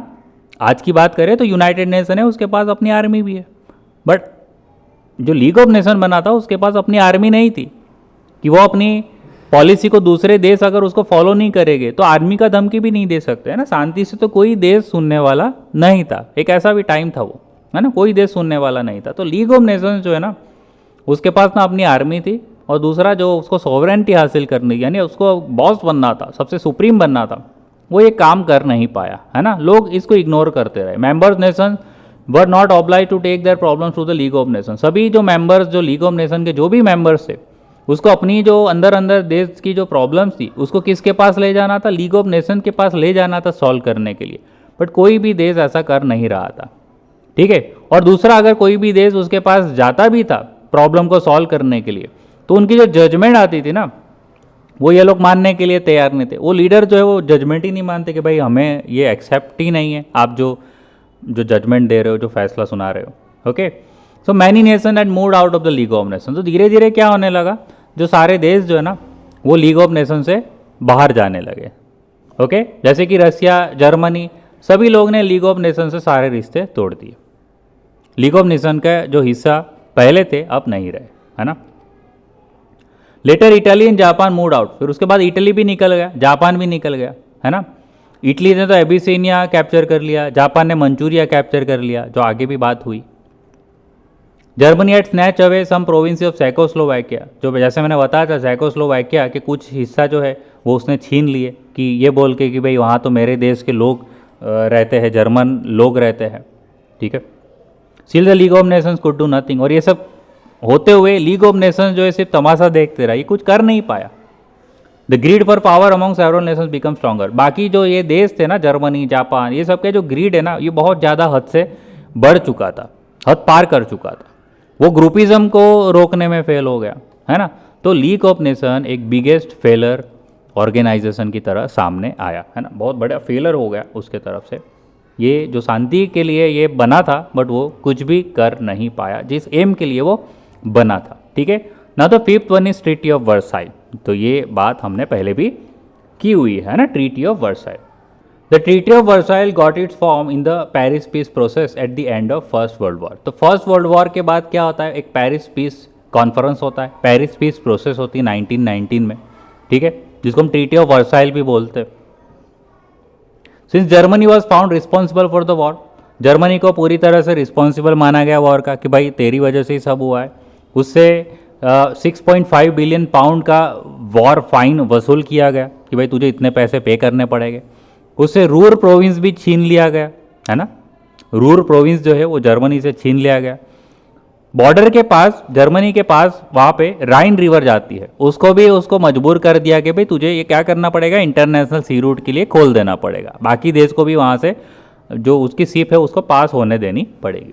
यानी जर्मनी को तो गन पॉइंट पे ये सारी चीज़ें साइन करवा ली, ठीक है। The such an unfair and humiliating treaty was forcibly impose on Germany, Germany पे ये जो ट्रीटी है बहुत ही अनफेयर तरीके से इम्पोज की गई, ह्यूमिलेटिंग तरीके से फोर्स की गई। Okay, the German dictator Adolf Hitler call the treaty of Versailles as a piece of paper and announce to reject it. Hitler ने तो क्या बोल दिया कि भाई ये तो खाली एक कागज़ का टुकड़ा है, हमारे लिए और कुछ नहीं है, है ना। The treaty of Versailles is a piece of paper, ऐसा हिटलर के शब्द थे। Therefore people of Germany were encourage to fight war, तो सभी जर्मनी के देश के जो लोग हैं उनको एनकरेज किया गया कि भाई अपने लड़ेंगे, है ना, ये सब हम बेइज्जती बर्दाश्त नहीं करेंगे। On the other side Japan was also dissatisfied with this treaty, Japan भी इस ट्रीटी से इतना खुश नहीं था। Thus treaty of Versailles was unjust to many nation, ऐसे बहुत सारे देश थे जिससे ट्रीटी ऑफ वर्साइल जो है उससे अनजस्ट साबित हुआ, यानी जस्टिस दिला नहीं पाया। जर्मनी के साथ इनजस्टिस हुआ, इटली के साथ, जापान के साथ, और बाकी भी देश थे जिनके साथ ट्रीटी ऑफ वर्साइल जो है वो इनजस्टिस करता हुआ दिखाई दिया। Okay, the treaty of Versailles planted the seeds of the second world, इसलिए बोला जाता है कि ट्रीटी ऑफ वर्साइल ने सेकंड वर्ल्ड वॉर के सीड को प्लांट कर दिए जमीन में, ठीक है। Now the sixth one is Adolf Hitler, है ना। देखिए वर्ल्ड वॉर 2 में इतने सारे हम फैक्टर देख रहे हैं और एक फैक्टर आता है Adolf Hitler, imperialistic ambition of Adolf Hitler, यानी वर्ल्ड वॉर 2 एक इंसान के कारण हुआ ऐसा भी हम बोल सकते हैं। एक factor, one of the factor is imperialistic ambition of Adolf Hitler. Hitler laid the foundation of the second world war, second world war का फाउंडेशन किसने रखा, एडोल्फ हिटलर ने रखा, उसको architect of second world war भी बोलते हैं। ये the fierce nationalist and militarist nature, उसका नेचर कैसा था, नेशनलिस्ट नेचर था, अपने देश को बहुत बड़ा चाहता था और अपने देश में बड़ा विश्वास रखता था, और मिलिट्रिस्ट नेचर था। वो चाहता था कि सारी चीज़ जो है मिलिट्री से हम हासिल कर सकते हैं, हमारी बेइज्जती का बदला भी ले सकते हैं, हम सारे जो देश, सारे जो प्रोविंस है जो हमसे छीन लिए गए वो सब चीज़ हम ले सकते हैं अगर हमारे पास एक पावरफुल मिलिट्री होगी। That's why wish the unity, stability and prosperity of Germany at any cost. Germany में वो क्या लेके आया, यूनिटी लेके आया, पूरे सभी जर्मन देश को एक कर दिया उसने, स्टेबिलिटी लेके आया और जर्मनी को बड़ा स्ट्रांग बनाया, प्रॉस्पेरिटी लेके आया, है ना, सारी इंडस्ट्री ना ये सब चीज़ उन्होंने देश की जनता के लिए सारे काम स्टार्ट कर दिए, है ना। जर्मनी में यूनिटी, स्टेबिलिटी और प्रॉस्पेरिटी ये लेके आया। द फर्स्ट विक्टिम ऑफ इस इंपेरियलिस्ट वॉज ऑस्ट्रिया। पहला विक्टिम कौन बना? ऑस्ट्रिया। विक्टिम मतलब उसका शिकार, पहला टारगेट जो है वो ऑस्ट्रिया बना। Okay, along with German army he entered Austria on 12 March 1938। अपनी आर्मी के साथ जो है जर्मन आर्मी जो है वो ऑस्ट्रिया में एंटर होती है 12 मार्च 1938 को। On the very next day of the Munich convention Germany had captured Czechoslovakia. और उसके बाद क्या होता है? म्यूनिच कन्वेंशन होता है। म्यूनिच एक सिटी है जर्मनी का, तो म्यूनिच कन्वेंशन होता है 30 सितंबर 1938। और उसके नेक्स्ट डे जो है ये कन्वेंशन में, ये मीटिंग में भाई सारे प्लानिंग वानिंग हो जाती है कि भाई अपने क्या करेंगे, ज़ेकोस्लोवाकिया भी अपने अंडर कर लेंगे, है ना। तो इस मीटिंग में डिसाइड होता है म्यूनिच कन्वेंशन में।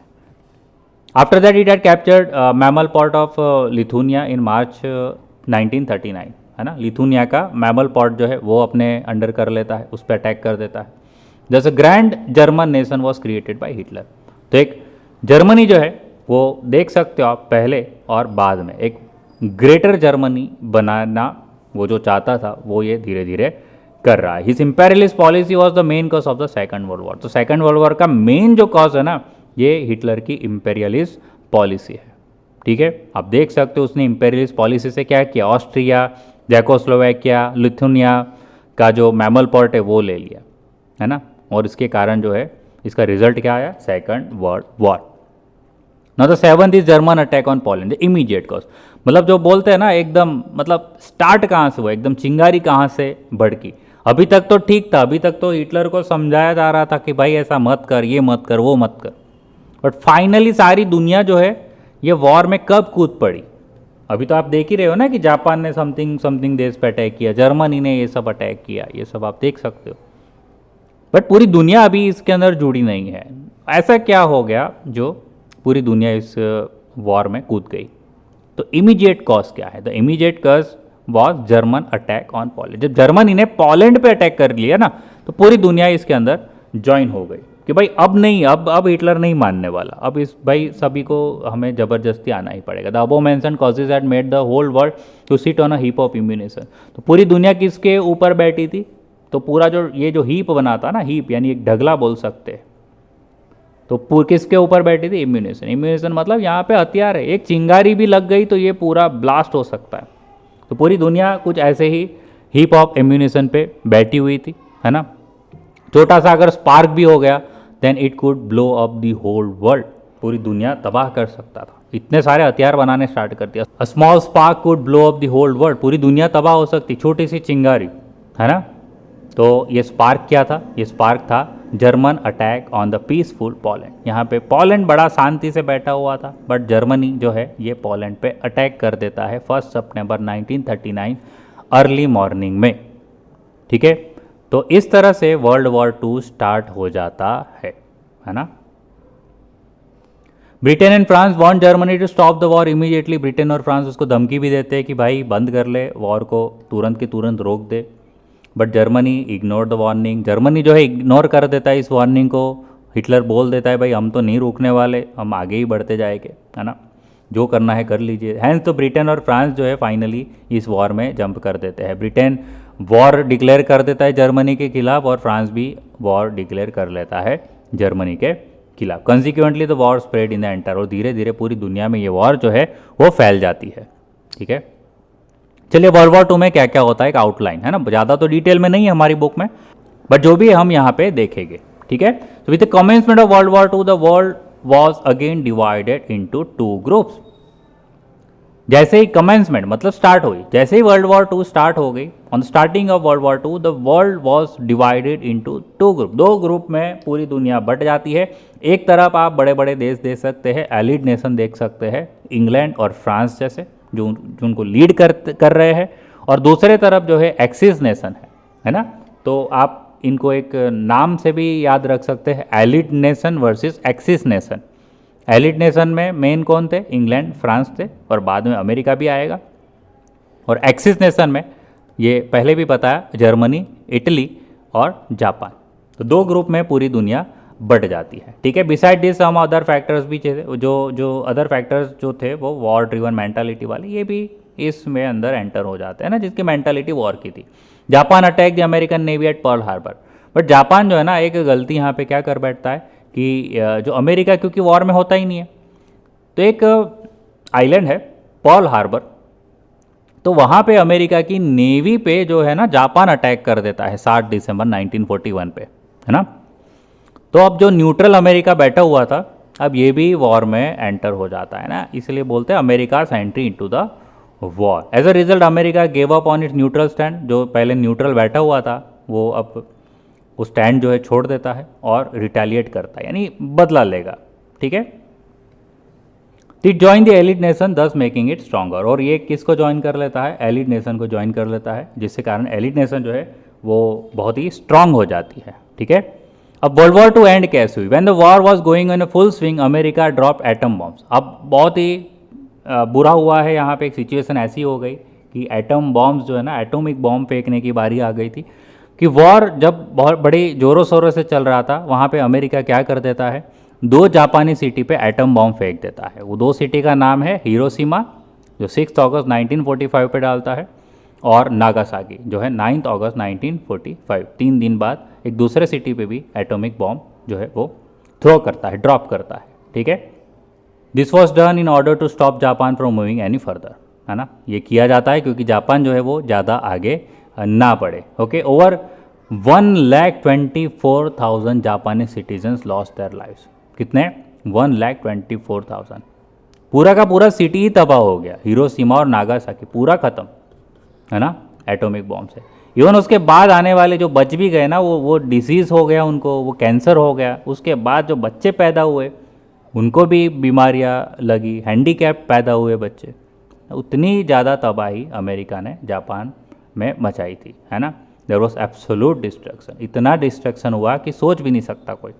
ठीक है, जापान फाइनली सरेंडर कर लेता है 11 अगस्त 1945 को। ठीक है, और जापान के सरेंडर से वर्ल्ड वॉर 2 जो है यहाँ पे एंड होती है। Effects of world war 2। तो वर्ल्ड वॉर 2 के बाद उसकी इफेक्ट्स क्या क्या हुई, ओके, जिसके अंदर हम देखने वाले हैं इकोनॉमिक इफेक्ट, यानी पैसों का कितना नुकसान हुआ, चाइना के कम्युनिज्म के बारे में बात करने वाले हैं, और बिगिनिंग ऑफ कोल्ड वॉर के बारे में बात करने वाले हैं, and last one United nation कैसे एस्टैब्लिश हुआ उसके बारे में भी बात करेंगे। तो इफेक्ट्स ऑफ वर्ल्ड वॉर 2 में क्या क्या आएगा? इकोनॉमिक इफेक्ट आएगी, कम्युनिज्म इन चाइना आएगा, beginning of cold war and establishment of United Nations. So let's start with the economic effect. कितना नुकसान हुआ? This war had cause horrendous destruction in the world. पूरी दुनिया में इसने भयंकर तबाही मचाई थी, है ना। हॉरेंडस मतलब बहुत ही भयंकर, डरा दे वैसी। All the involve Nations had incurred huge expenses. सभी नेशंस जिसमें इन्वॉल्व थे उनको बहुत भारी खर्चा हुआ, ह्यूज एक्सपेंस हुआ। America had spend $350 billion. America को $350 बिलियन का नुकसान होता है। Other nation had spend more than 1,000 billion. बाकी देश तो 1,000 बिलियन डॉलर से भी ज़्यादा नुकसान होता है। Property worth the same had been destroyed too. उतने ही करोड़ों की प्रॉपर्टी जो है वो लॉस हो जाती है ना। England loss property worth 2,000 crore. England को 2,000 करोड़, सोचिए 2,000 करोड़ का प्रॉपर्टी का नुकसान होता है। About Germany one can't imagine. Germany का तो मतलब हालत ही ख़राब है ना। अगर बर्लिन की बात करें तो पूरा बर्लिन की सिटी है ना, पूरा बर्लिन को ख़त्म कर दिया है। पूरा बर्लिन, हर एक बिल्डिंग बर्लिन में इस तरह से ऐसी दिखती थी, सोचिए, है ना। बड़ी बड़ी होटल, बड़े बड़े घर, सब कुछ इस ऐसी कंडीशन में, है ना। The nations of the world gave more importance to the production of arms and ammunitions, and there was a scarcity of things of basic needs. क्योंकि सारे जो देश है ना वो किसके प्रोडक्शन में लग गए थे? आर्म्स और इम्यूनेशन, यानी हथियारों के प्रोडक्शन में सारे देश लग गए थे। तो जो बेसिक ज़रूरत है ना, जो रोटी कपड़ा मकान फूड, उसकी बड़ी स्कार्सिटी पैदा हो गई थी, उसकी कमी पैदा हो गई थी सभी देशों में। ठीक है, प्रोडक्शन घट गया था, इन्फ्लेशन बढ़ गया था। इन्फ्लेशन बढ़ना मतलब भाव बढ़ जाना, सभी चीज़ों के भाव जो है, प्राइस जो है बहुत ज़्यादा बढ़ गए। लोग अपनी ज़िंदगी गुजारने के लिए स्ट्रगल कर रहे थे। ठीक है, there was scarcity of necessary goods in the market, जैसे मैंने बोला जो नेसेसरी गुड्स है जैसे शुगर, टी, कॉफ़ी, सोप, कपड़े, ये सब चीज़ें मार्केट में मिल नहीं रहे थे। Bread, meat, milk, egg, butter, ये सब चीज़ें जो बेसिक चीज़ें हैं जो खाने पीने की रोज़ की, वो चीज़ मार्केट में अवेलेबल ही नहीं है। Economic life of people was settle, लोगों की इकोनॉमिक कंडीशन सेटल, ना लोगों के पास घर बचा है, ना जॉब बची, ना गाड़ी, नहीं कुछ नहीं, है ना। As a result the nations of the world were push into an economic depression, पूरी दुनिया एक इकोनॉमिक डिप्रेशन में चली गई, है ना। पूरी वर्ल्ड इकोनॉमी बर्बाद हो जाती है, अनएम्प्लॉयमेंट इतना तेज़ी से बढ़ रहा है, भाव इतने ज़्यादा बढ़ रहे हैं, है ना। तो डिप्रेशन के कारण प्राइजेस जो है ऐसे ऊपर होने चाहिए ना, यहाँ पे गलत डायग्राम है। There were major changes in the world politics and economy, तो पूरी दुनिया में पॉलिटिक्स बदल जाती है, इकोनॉमी में बहुत बड़ा चेंजेस आता है ना। पॉलिटिक्स में बदलाव आते हैं, नए नए अलायंस बनते हैं, नई नई सोच सामने आती है, पावर शिफ्ट होते हैं, है ना। सारे पावर यूनाइटेड नेशंस के पास चला जाता है, नए नए मार्केट की स्कीम्स आती है, नई नई सिस्टम्स बनती है पैसों की, इकोनॉमी की, समझ रहे। जैसे ब्रिटेन ने एक स्कीम, मैंने अभी आपको समझाया था कि जो गोल्ड रिजर्व के अगेंस्ट जो पाउंड की पॉलिसी थी वो ब्रिटेन ने कैंसिल कर दी। तो ये पॉलिसी में ऐसे बदलाव लाने पड़ते हैं, है ना। एक और इफेक्ट आती है कम्युनिज्म इन चाइना। तो many nations of the world were impressed by the way Russia had made a fast progress with the communist measures. तो रसिया में आपको पता है आगे रशियन रिवॉल्यूशन हुआ था। रशियन रिवॉल्यूशन के बाद आपको पता है कि मेंशेविक लोग पावर में आए थे, और मेंशेविक के बाद एक और रिवॉल्यूशन हुआ था, बोल्शेविक रिवॉल्यूशन, है ना। बोल्शेविक रिवॉल्यूशन जहाँ पे लेनिन की पार्टी आई थी, और लेनिन किसकी आइडियोलॉजी को मानता था, तो कार्ल मार्क्स, ये कार्ल मार्क्स को फॉलो करता था। कार्ल मार्क्स का बड़ा फेमस बुक है कम्युनिज्म पे। तो कम्युनिज्म की सरकार बनी थी, और रसिया कम्युनिज्म को अपना के बड़ा आगे बढ़ा था, बड़ी फास्ट प्रोग्रेस करी थी, है ना, विद दी बोल्शेविक रिवॉल्यूशन जब 1917 में आया था, जो हमने आगे हिस्ट्री में देखा था, ठीक है। और चाइना भी इससे इम्प्रेस हो चुका है, इस कम्युनिज्म को देख के चाइना भी इम्प्रेस हो जाता है, ठीक है। Japan had become weak after the second world war, दूसरा देखे तो जापान कमज़ोर हो जाते, क्योंकि चाइना का जो मेन हेडेक था वो जापान था, okay. Under this circumstances its control over China had receded, तो जो चाइना को कंट्रोल करके बैठा था ना, एक जापान जो है चाइना के बहुत सारे प्रोविंसेस को कैप्चर करके बैठा था, वो सारे धीरे धीरे क्या हो जाते हैं, अब वो पीछे हटने लगता है, वो कम होते हैं, रिसेट होता है। माओ से तुंग की बात करें तो टेकिंग एडवांटेज ऑफ दिस माओ से तुंग एस्टैब्लिश कम्युनिस्ट रूल इन 1949, और 1949 में चाइना में क्या होता है, माओ से तुंग का पावर आता है, जो कम्युनिस्ट रूलर होता है, और चाइना में भी जो रिवॉल्यूशन होता है ना वो एंड हो जाता है, कम्युनिस्ट पार्टी की सरकार बनती है। Now number 3 is beginning of cold war. World war 2 के बाद the world was divided into 2 super powers, दुनिया जो है 2 बड़े सुपर पावर में बढ़ जाती है, जिसका नाम है अमेरिका और दूसरा है रसिया, ठीक है। During the war both the Nations were friend, war के बात करें तो जब वॉर हो रही थी ना तो दोनों देश के फ्रेंडली रिलेशंस थे, बट आफ्टर द वॉर क्या हो गया, दोनों के जो ओपिनियंस है ना वो उसमें डिफरेंस आने लगे, दोनों के ओपिनियंस, दोनों के आइडियोलॉजी जो है, दोनों की आइडियोलॉजी यानी कि सोच वो बहुत ही डिफरेंट थी। एक कम्युनिज्म में मानता था, सोशलिस्ट नेचर था, और दूसरे का कैपिटलिस्ट नेचर था, है ना। कैपिटलिज्म, ये कैपिटलिज्म सोचता था। अब कैपिटलिज्म का मतलब क्या होता है कि फ्री मार्केट रहना, मतलब लोगों को क्या जरूरत है ना वो लोग सोचेंगे, लोग क्या प्रोड्यूस करेंगे, लोग क्या खाएंगे, लोग क्या पहनेंगे, लोग क्या खरीदेंगे, वो लोग खुद डिसाइड कर सकते हैं, प्राइस को लोग खुद कंट्रोल कर सकते हैं। और कम्युनिज्म में क्या कि लोग क्या खाएंगे, लोग क्या पहनेंगे, क्या प्रोडक्शन करना है, वो सब गवर्नमेंट कंट्रोल करेगी, यानी सब कुछ गवर्नमेंट के हाथ में होता है ना। और ये फ्री मार्केट है, यहाँ पे पीपल आर दी बॉस, लोग बॉस होते हैं, यहाँ पे गवर्नमेंट बॉस होती है, सारी चीज़ गवर्नमेंट डिसाइड करेगी, कौन सा टीवी मार्केट में आएगा, कार कितनी बनानी है, वो सब जो है गवर्नमेंट डिसाइड करती है। तो कम्युनिज्म में ये होता है। तो आप देख सकते हो कि आइडियोलॉजी कितनी ज़्यादा डिफर कर रही है, इसके कारण दोनों में जो तनाव है ना वो बढ़ते जाते हैं, ठीक है।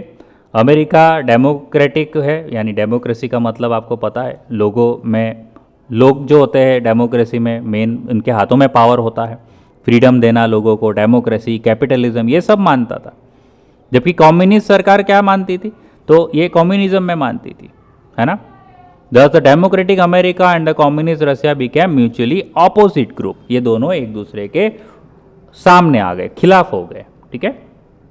Other small nations of the world join this two groups according to their convenience. और जैसे जैसे अपने कन्वीनियंस के हिसाब से जो वर्ल्ड पावर है ना, दो ग्रुप में बंटने लगे। किसी को अमेरिका की आइडियोलॉजी पसंद आई तो वो लोग उनमें ज्वाइन होने लगे, जैसे ब्रिटेन, फ्रांस। और किसी को रशिया की आइडियोलॉजी, जैसे कि चाइना इसका एक एग्जाम्पल है, रशिया की आइडियोलॉजी पसंद आई तो वो रशिया में ज्वाइन होने लगे। मतलब कि जैसे जो ठीक लगा, अपने लिए जो ठीक था, उस हिसाब से जो है वो दोनों ग्रुप को ज्वाइन होने लगे, ठीक है। The war of words and war of ideologies that both super powers initiated in order to support और oppose each others opinion created the atmosphere of cold war. यहाँ पे ये कौन सी वॉर है? वॉर ऑफ वर्ड्स, है ना। ये वर्ड्स की वॉर है। ये बोल रहा है कि फ्रीडम होनी चाहिए, डेमोक्रेसी होनी चाहिए, ह्यूमन राइट्स होने चाहिए, यहाँ पे ये सोशलिज्म होना चाहिए, सारे लोग इक्वल है। यहाँ पे सारे लोग इक्वल नहीं हो सकते ना। जो कंपनी चला रहा है वो बॉस होगा, उसमें काम करने वाले लोग हैं, उसको कितना सैलरी देना है ये लोग डिसाइड करेंगे, गवर्नमेंट इस इंटरफियर नहीं करेगी। जबकि यहाँ पे क्या है, सारे लोग सेम है, जो भी काम करो सभी लोग को सेम सैलरी, सभी लोग को सेम खाना है, सभी सेम, सभी के लिए सेम होटल, सेम कपड़े, मतलब सेम कपड़े इन द सेंस जो गवर्नमेंट बनाएगी वही चीज़ लोगों के पास आने वाली है। ये सोशलिज्म में मानता है, इक्वालिटी में मानता है, पीस में मानता है। तो ये इनकी आइडियोलॉजी है, ठीक है। तो वॉर ऑफ आइडियोलॉजीज जो है यहाँ पे स्टार्ट होती है दोनों सुपर पावर्स के बीच में, है ना।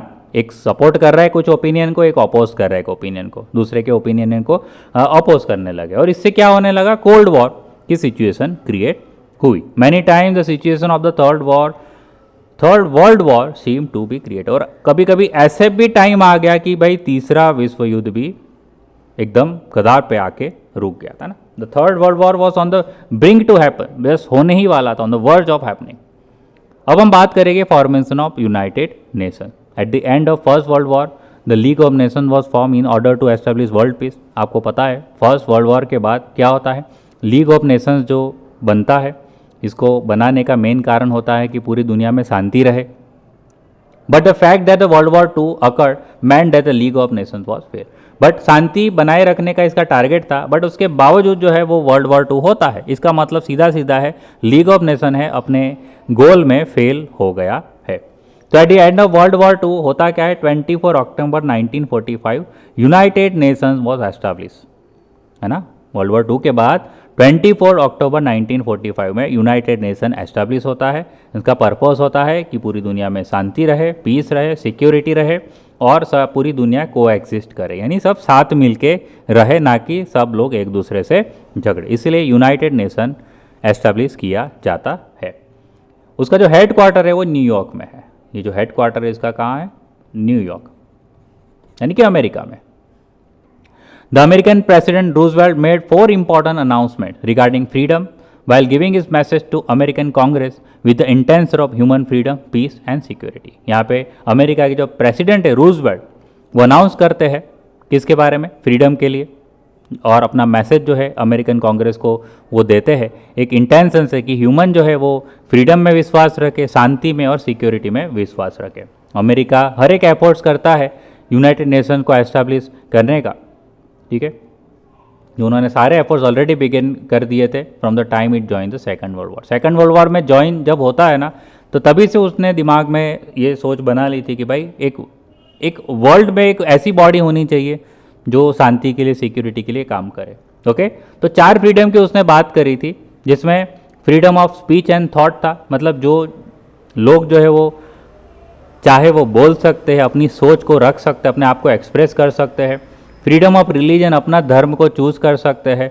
इकोनॉमिक फ्रीडम, मतलब जिसको जो जॉब करनी है, जिसको जैसी इकोनॉमी रखनी है वो कर सकते हैं। And number 4 right to freedom from fear. सभी को हक है कि वो डर से दूर रहे, है ना, डर में ना जिए। तो ये भी सभी लोगों का हक है। ऐसा 4 फ्रीडम की उसने बात की थी, ठीक है। Later president Roosevelt and Britain के प्राइम मिनिस्टर चर्चिल, कौन?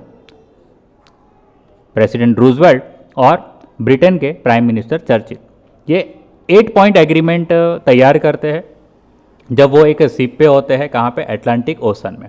वो अटलांटिक ओशन के एक शिप में होते हैं, तब रूजवेल्ट और चर्चिल क्या करते हैं, 8 पॉइंट एग्रीमेंट तैयार करते हैं और इसी एग्रीमेंट को बाद में क्या बोला जाता है, अटलांटिक एग्रीमेंट बोला जाता है।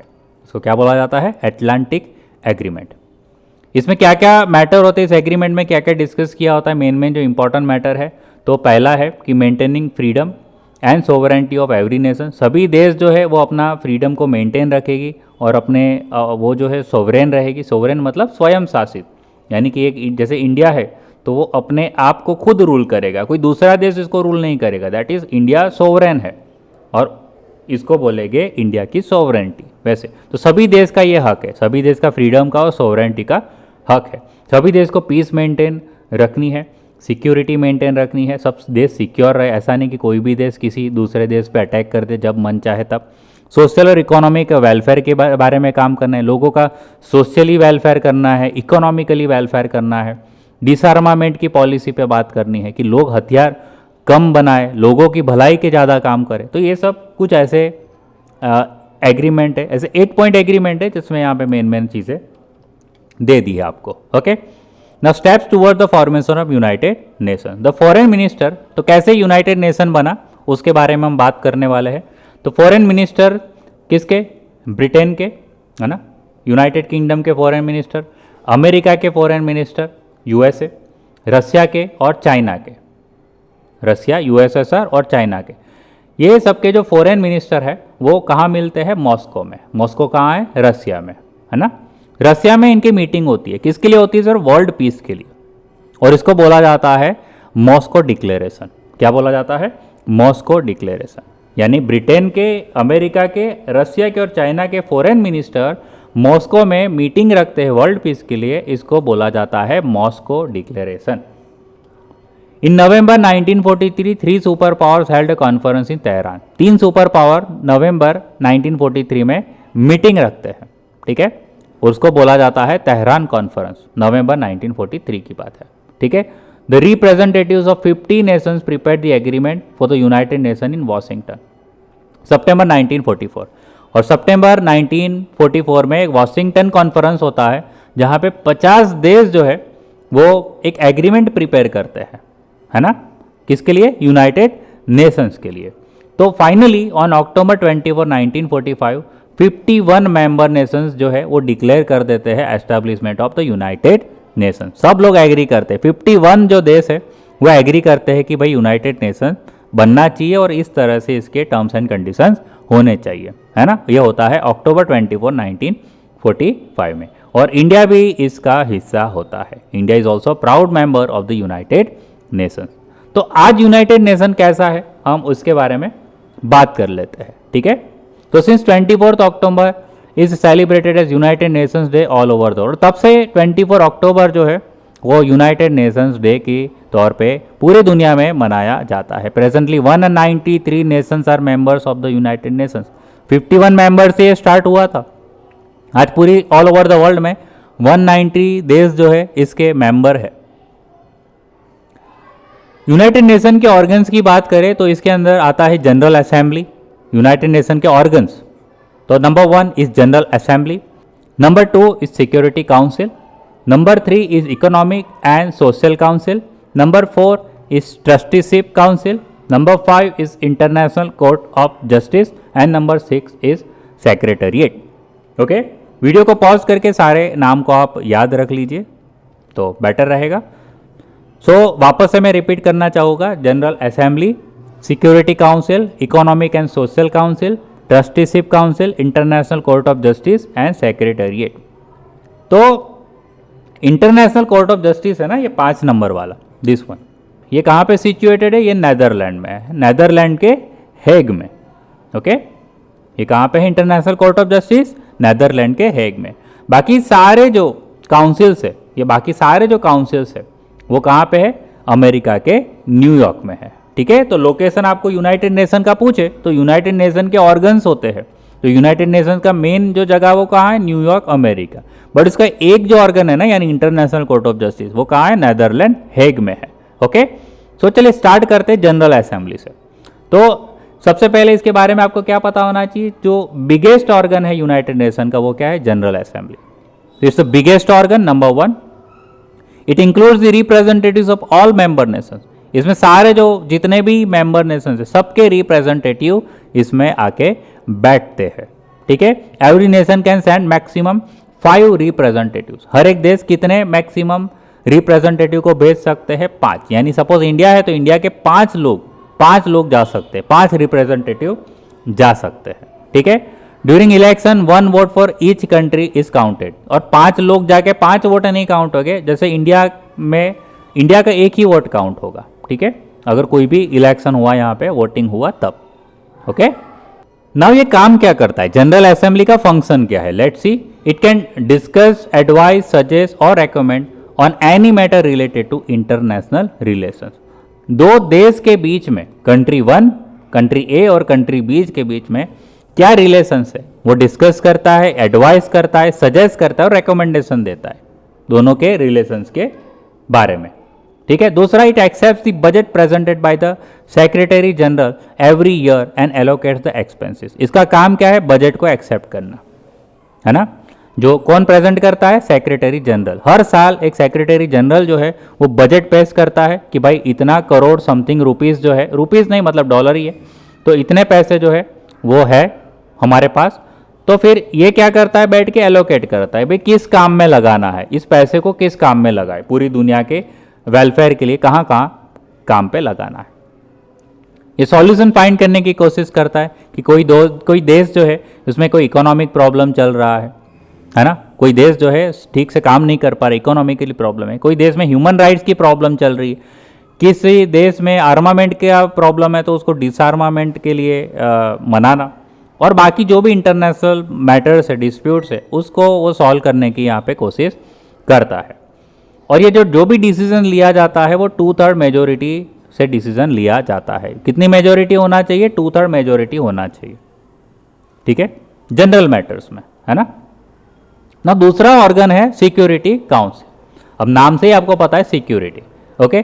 This is the most important organ of United nation. तो लीग ऑफ नेशन में क्या नहीं था, मेन तो मिलिट्री नहीं थी, आर्मी नहीं थी, है ना। बट यहाँ पे ये गलती ये लोग दूसरी बार नहीं करेंगे। तो यूनाइटेड नेशन का मोस्ट इंपॉर्टेंट जो ऑर्गन है वो है सिक्योरिटी काउंसिल। 5 परमानेंट मेंबर है इसके अंदर, ओके, जिसके अंदर नाम है अमेरिका, ब्रिटेन, फ्रांस, रसिया और चाइना। इसके 5 परमानेंट मेंबर्स है। कौन से, अमेरिका, ब्रिटेन, फ्रांस, रसिया और चाइना। 10 नॉन परमानेंट मेंबर है, 10 नॉन परमानेंट मेंबर है, मतलब ये परमानेंटली नहीं है, ओके। ये इलेक्ट होते हैं 2 साल के लिए। 10 मेंबर्स क्या हो गए, 2 साल के लिए इलेक्ट हो गए और 2 साल बाद वापस से इलेक्शन हो जाएगा, ओके। जनरल असेंबली द्वारा इलेक्शन होगा और वो 10 देश जो है इसके लिए इलेक्ट किए जाएंगे, okay. This council enjoys tremendous powers in order to maintain international peace and security. इसके पास बहुत ज़्यादा पावर है क्योंकि इसका मेन काम क्या है, पूरी दुनिया में पीस और सिक्योरिटी बनाए रखना। सिक्योरिटी काउंसिल का काम क्या है, it solve the problems and disputes of the Nations peacefully through negotiation and mediation. इसका काम क्या है कि 2 देश झगड़ रहे हैं, कोई देश ए है कोई कंट्री बी है, दोनों आमने सामने झगड़ रहे हैं। अब इस डिस्प्यूट्स के, इस प्रॉब्लम्स को पीसफुली सॉल्व करना, दोनों के बीच में नेगोशिएशन लाना, नेगोशिएशन मतलब कॉम्प्रोमाइज समझ सकते हो, और मीडिएशन यानी बीच में आके इन दोनों के झगड़े को सॉल्व करना। ये काम किसका है, सिक्योरिटी काउंसिल का है। When any one permanent member does not vote in support of some important international matter, it cannot take a decision on that. मतलब सपोज मान लीजिए कोई एक डिसीजन लिया गया, ठीक है, एक कोई डिसीजन लिया गया और वो जो 5 परमानेंट मेंबर है जो मैंने अभी आगे बताए, जैसे अमेरिका है, ब्रिटेन है, चाइना है, रसिया है और फ्रांस है, सभी ने एग्री कर दिया। मान लीजिए रसिया ने मना कर दिया, ठीक है, तो जो डिसीजन लिया गया वो अब लागू नहीं हो सकता, ये डिसीजन नहीं लिया जा सकता। क्यों, क्योंकि ये 5 मेंबर में से कोई भी एक मेंबर ने मना कर दिया, तो क्योंकि अगेंस्ट वोट कर दिया, उसने वोट नहीं किया, भी नहीं करेंगे। इस पावर को क्या बोलते हैं, this power of 5 permanent member को बोला जाता है वीटो पावर। इसका मतलब होता है राइट टू डिनाई, यानी मना करने का पावर, ओके कोई भी एक कंट्री, इस 5 में से कोई भी एक कंट्री अगर मना कर देती है तो वो डिसीजन नहीं लिया जाएगा। तो 5 परमानेंट मेंबर है, अगर एक भी परमानेंट मेंबर यहाँ पे डिसीजन मना कर देता है तो काउंसिल जो है वो डिसीजन ले नहीं सकती। इसको क्या बोलते हैं? वीटो पावर बोलते हैं, यानी कि राइट टू डिनाई बोलते हैं। रसिया जो है उसने सबसे ज़्यादा बार वीटो पावर यूज़ किया है, और किसके लिए किया है सबसे ज़्यादा? आप गैस कर सकते हो, इंडिया के लिए। और हमारे अगेंस्ट जो सबसे ज़्यादा वोट किया है अगेंस्ट, वो चाइना ने, वो इंडिया के अगेंस्ट बहुत ज़्यादा उसने वोट किया है। ठीक है। Now the third one is economic and social council, इकोसॉक, इकोनॉमिक एंड सोशल काउंसिल। तो इकोसॉक, इसको क्या बोलते हैं? इस काउंसिल को शॉर्ट में बोला जाता है इकोसॉक, ECOSOC, economic and social council. 54 members है इसके अंदर। The general assembly appoint 2/3 of its retiring members for 3 years. क्या करते हैं? जो जनरल असेंबली होती है वो 2/3 उसके जो रिटायरिंग मेंबर होते हैं, है ना, जो भी रिटायरिंग मेंबर होते हैं उसको इसके अंदर डाल देते हैं। कितने साल के लिए? 3 साल के लिए। जो रिटायर होने वाले मेंबर्स को 3 साल के लिए इसके अंदर भेज देते हैं। Council tries to raise the standard of living of the nations of the world without any bias. चाहे वो कोई भी धर्म, कोई भी कास्ट या कोई भी जगह के हो, यहाँ पे काउंसिल क्या करती है? लोगों का स्टैंडर्ड ऑफ लिविंग ऊपर लाने की कोशिश करती है। ठीक है। स्टैंडर्ड ऑफ लिविंग मतलब आप शॉर्ट में बोलूँ तो परचेसिंग पावर, लोगों का परचेसिंग पावर। ठीक है। फॉर एग्जाम्पल मैं आपको बोलूँ कि आज आप जो भी खरीद सकते हो, ठीक है, आज आपके पास जितने भी पैसे हैं और आप उस चीज़ से जितनी भी चीज़ खरीद सकते हो, अगर मैं कल की बात करूँ, कल आपके पास उतना पावर है कि आप वो 3 की जगह 5 चीज़ खरीद सकते हो, है ना। सिंपल एग्जांपल ले रहा हूँ ऐसे नंबर के, तो 3 चीज़ें की जगह आप 5 चीज़ें खरीदने की कैपेसिटी रखते हो। ये यस्टरडे की बात है, ये आज की बात है। इसका मतलब आपका परचेसिंग पावर बढ़ा, और इसका मतलब ये है कि आपका स्टैंडर्ड ऑफ लिविंग बढ़ा, है ना। अगर परचेसिंग पावर बढ़ता है तो उसको बोलते हैं स्टैंडर्ड ऑफ लिविंग का बढ़ना। ठीक है। जैसे कि पहले के लोग कैसे टीवी खरीद सकते थे, सबके घर में टीवी नहीं होते थे। आज देखो तो आज सबके घर में LED टीवी है, स्मार्ट टीवी है। तो ये क्या बोल सकते हैं? Purchasing power. सब पहले के लोगों में घरों में आपको सिर्फ साइकिल देखने मिलती थी, है ना। आज आप देख सकते हो सबके घर में 4 व्हीलर देखने मिलती है। तो ये परचेसिंग पावर है। तो इसका काम क्या है? तो जो ऐसे देश है जो बहुत ही पीछे रह गए हैं, उनका लोगों का स्टैंडर्ड ऑफ लिविंग को बढ़ाना। दिस काउंसिल एंड इट्स सब councils work all over the world, पूरी दुनिया में ये काम करते हैं। अब इकोसॉक की जो मेजर एजेंसीज में किसका नाम आता है? तो सबसे पहले नाम आता है WHO, ठीक है, वर्ल्ड हेल्थ ऑर्गेनाइजेशन। ये works to improve the health of the people of the world, ये पूरी दुनिया में लोगों की हेल्थ को इम्प्रूव करने के काम करता है। दूसरा आता है IMF, इंटरनेशनल मॉनिटरी फंड, ये लोन देने का काम करता है, पैसे देने का काम करता है। सबसे ज़्यादा उसने जो लोन दिए वो भिखारिस्तान को दी हुई, पाकिस्तान को दी हुई है। सबसे ज़्यादा पैसे पाकिस्तान मांगता रहता है IMF के पास, है ना। तो इंटरनेशनल मॉनिटरी फंड है, ये फाइनेंशियल स्टेबिलिटी लाने की कोशिश करता है जिस देश में फाइनेंशियल प्रॉब्लम चल रही है। ओके। FAO रहता है, फूड एंड एग्रीकल्चर ऑर्गेनाइजेशन, ठीक है। अब इसका सिंबल आप देख सकते हो, है ना, बुक में जो सिंबल दिया है वो थोड़ा गलत है ना। ये इसका एक्चुअल सिंबल है FAO का। Helps to improve agriculture production, forestry, fisheries and raise the nutrition level. इसका काम क्या है? एग्रीकल्चर प्रोडक्शन को इम्प्रूव करना, फॉरेस्ट्री को इम्प्रूव करना, फॉरेस्ट्री यानी जो फॉरेस्ट प्रोडक्ट्स होता है, फिशरीज को इम्प्रूव करना, और लोगों के न्यूट्रिशन लेवल, लोगों में अगर माल न्यूट्रिशन है कुछ देश में या खाने में न्यूट्रिशन की कमी है, तो ये सब पे नज़र रखता है, देखता है, इस सब के बारे में काम करता है। Next is ILO, international labour organization, works to provide rights and justice to labours of the world. पूरी दुनिया में जो लेबर्स होते हैं, क्योंकि आज क्या है, ग्लोबल मार्केट है ना, आज एक इंडिया से दुनिया के कोई भी कोने में वो काम पे जा सकता है, या कोई दूसरे देश का कोई भी इंडिया के दूसरे देश में काम करने जा सकता है। तो उसको क्या बोलेंगे? जो काम पे जा रहा है उसको लेबर बोलेंगे। उसके राइट्स के लिए, उसके जस्टिस के लिए काम करने वाली एक बॉडी है जिसको बोलते हैं ILO, international labour organization. Next is UNICEF, इसका नाम है United Nation international children's emergency fund, और उसका नया नाम है United Nation international children's fund, है ना। United Nations international children's fund, okay. जो इमरजेंसी फंड है ना वो निकाल दिया, United Nation international children's fund अब रह गया, इमरजेंसी बीच से निकाल दिया। तो फिर भी अभी इसका जो शॉर्ट फॉर्म है यूनिसेफ है। तो अंडरटेक्स चाइल्ड वेलफेयर, आप नाम समझ ही गए होंगे कि किसके लिए काम करता है। चाइल्ड के वेलफेयर के लिए काम करता है, एक्टिविटी ऐसी करता है जो उनकी बच्चों की हेल्थ को इम्प्रूव हो। और ये कैसे इम्प्रूव हो सकता है? बाय प्रोवाइडिंग न्यूट्रिशनल फूड, उनको न्यूट्रिशनल फूड दे के, उनका एजुकेशन पे ध्यान दे के। तो ये यूनिसेफ का काम है, चिल्ड्रन की हेल्थ और एजुकेशन पे ध्यान देना। और एक है यूनेस्को, है ना, United Nation educational scientific and cultural organization. It works to improve the cooperation between the nations. ये सभी देश के बीच में कोऑपरेशन जो है, जो साथ सहकार होता है, उसको इम्प्रूव करने का काम करता है। कैसे? दो देश कैसे एक दूसरे के साथ रिश्ता रखेंगे, कामकाज करेंगे। तो क्योंकि एक देश बहुत ही पीछे है, पछात है, एजुकेशन है नहीं, इलिटरेसी है, तो उसको दूर करके, तो उसको लिटरेट बना के, रिमूविंग इलिटरेसी, लोगों का स्टैंडर्ड ऑफ लिविंग ऊपर करके, एजुकेशन से, जस्टिस दिला के, साइंस और कल्चर के रिसोर्स से, ये लोगों का स्टैंडर्ड ऑफ लिविंग बढ़ाने का काम करता है। एक देश को काबिल बनाता है जिससे दो देश के बीच में कोऑपरेशन बढ़े। ठीक है। So this are the major agencies under इकोसॉक। ठीक है। Now trusteeship council number 4, there are 5 permanent members in this council. 5 permanent member है जो आप देख सकते हो, United Nation, US, UK, France, Russia, China. The representative selected by the general assembly are included here. तो यहाँ पे कौन बैठते हैं?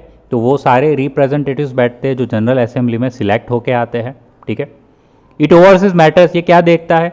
Nations that have not acquired independence and are under some previous mandate.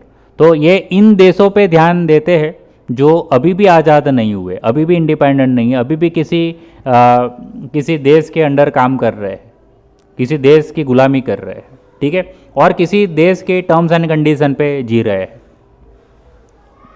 Nations defeat in the second world war, वो उन देशों के ध्यान रखते हैं जो देश जो है वो सेकंड वर्ल्ड वॉर में हार गए।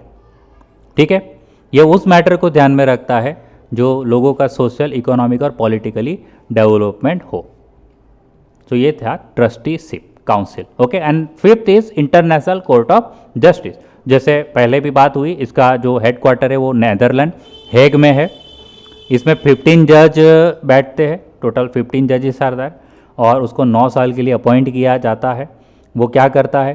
तो दो देश के बीच का जो भी डिस्प्यूट है, झगड़ा है, उसको सॉल्व करता है, फैसला सुनाता है, वर्डिक्ट देता है, इंटरनेशनल जो भी डिस्प्यूट चल रहा है उनके सामने प्रेजेंट किया गया, और लीगल एडवाइस देता है। ठीक है। ये काम है इंटरनेशनल कोर्ट ऑफ जस्टिस का। Now 6th one is secretariat. तो the office of the secretary general of United Nation को क्या बोला जाता है? सेक्रेटेरिएट। सेक्रेटेरिएट किसको बोला जाता है? तो यूनाइटेड नेशन की जो ऑफिस है ना, उसको क्या बोलते हैं? सेक्रेटेरिएट। सेक्रेटरी जनरल जहाँ पे बैठते हैं, जहाँ पे सेक्रेटरी जनरल बैठते हैं, उस ऑफिस को बोला जाता है secretariat. The general assembly appoint the secretary general for 5 years. ये जो सेक्रेटरी जनरल जो यहाँ पे बैठता है वो 5 साल के लिए अपॉइंट होता है। द सेक्रेटरीज, एडमिनिस्ट्रेटर्स, असिस्टेंट्स है, ट्रांसलेटर है, क्योंकि ट्रांसलेटर भी चाहिए ना, अलग अलग देश है, इतने सारे देश है, अलग अलग भाषा है, एक्सपर्ट्स चाहिए, ये सब जो है ये यहाँ पे अपॉइंट होते हैं सेक्रेटरी जनरल को मदद करने के लिए। जो सेक्रेटरी जनरल यहाँ बैठता है उसको मदद करने के लिए secretaries, administrators, assistant, translator, expert सब लोग को अपॉइंट किया जाता है उस इंसान को मदद करने के लिए। ठीक है। सेक्रेटेरिएट जो है वो न्यूयॉर्क में सिचुएटेड है, जो आप देख ही सकते हो। United nation has constantly been making efforts. ये वर्ल्ड पीस के लिए काम करता है, यूनाइटेड नेशन वर्ल्ड यूनिटी के लिए काम करता है, और यूनिवर्सल ब्रदरहुड का जो ड्रीम है उसको अचीव करने की कोशिश करता है। सो चलिए फाइनली ये वीडियो जो है यहाँ पे एंड होता है। आई होप कि आपको ये जो वीडियो है वो पसंद आया। अगर वीडियो पसंद आया तो लाइक करिए, ज़्यादा से ज़्यादा अपने दोस्तों से इस वीडियो को शेयर करिए, और अगर फर्स्ट टाइम इस चैनल पे विजिट कर रहे हो तो चैनल को सब्सक्राइब करना ना भूलना, क्योंकि इस चैनल पे रेगुलर बेसिस पे social science, maths, science 6 to लेके 10 स्टैंडर्ड के जो वीडियोस है वो अपलोड होते रहते हैं। सो चलिए फिर अब मिलेंगे नेक्स्ट वीडियो में। Thank you. जय हिंद।